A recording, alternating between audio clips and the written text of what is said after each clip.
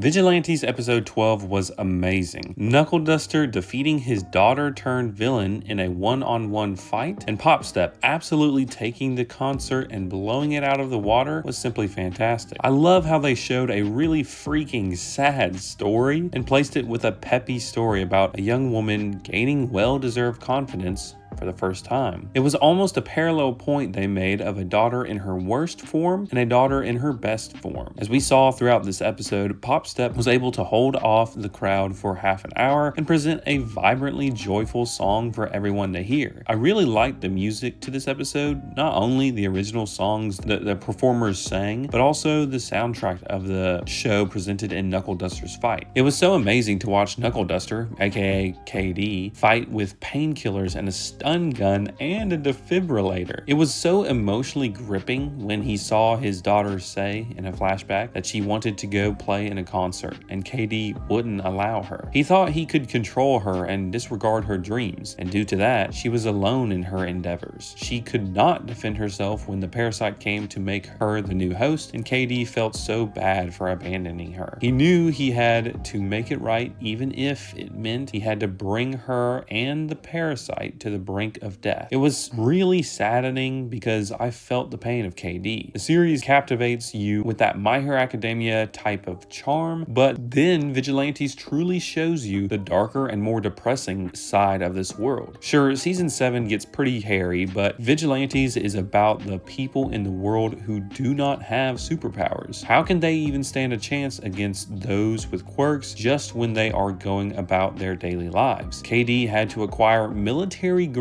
hardware and non-legal substances in order to take on one person with a quirk. Yes, the heroes help out a lot and do tons of damage control, but still, KD's love and tenacity he showed for his family brought me to tears. It was just so emotionally satisfying to see him defeat the villain B-Girl after he literally put his life on the line over and over again and has probably ruined his future quality of life due to his usage of painkillers. This also reveals a deeper part to his character. Koichi remarks how strong and durable KD is, and he is 100% right. However, KD has been using drugs to support his crazy feats of strength, and while he loves to fight, as obvious from his previous battle with certain villains like Stendhal, he is doing the fighting for his daughter and to make his family whole again. Isn't that just so wholesome? We can talk more about how his daughter seems to have some sort of personality or intelligence shine through while the parasite is hosting her brain, and that drives KD to properly analyze and stay focused on rescuing her. We could talk about how absolutely locked in KD is when approaching the final counterstrike to her body, even though he knows it is wrecking his daughter's health. We could talk about how freaking cool he is when he blows up the parasite. But I think that this moment shows us best of anime. No over-the-top battle with giant mech suits, no flashy animation that subverts the plot, although the animation was incredibly stellar, and no drawn-out, corny dialogue. Knuckle Duster has to punch his daughter as the music swells, and we are fully aware that this is killing him the entire time. This is anime. This is the best of the best when it comes to watching a purely sad fight scene become legendary. In my opinion, this episode culminates in all things great in anime. Maybe I am a little biased for this sappy story, but this episode really made me feel like I loved